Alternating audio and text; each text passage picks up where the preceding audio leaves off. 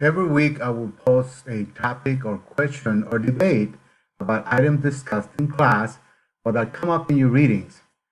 As the deadline indicated below, you will contribute to the discussion and post a brief, well-written paragraph, usually a minimum of 5 to 6 sentences, discussing the topic and its connection with concepts being discussed in class.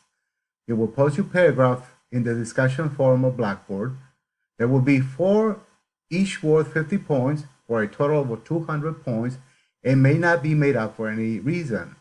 If you post them past the deadline, you may not get full credit. Please check the schedule and look for the dates when these will be due.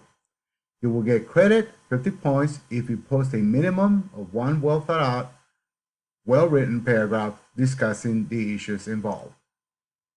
The second component of this assignment is to comment on at least one of the responses written by one of your classmates.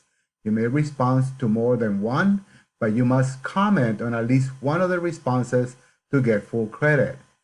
The issues presented up for discussion may involve controversial debates related to a topic in cultural geography.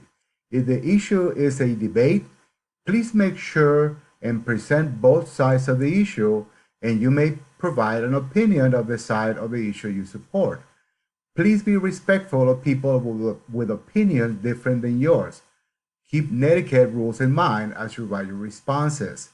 For the first topic discussion, please submit your response for this first topic by Saturday, April 7th by 11:59 p.m.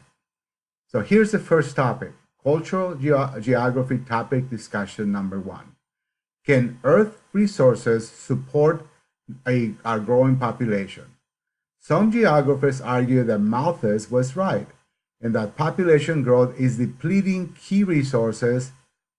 Other geographers, those critical of neo-Malthusians, do not accept this view. Please provide some of the issues involved in both sides of the debate and advocate for one particular side. For information, please check on page 67 of your textbook.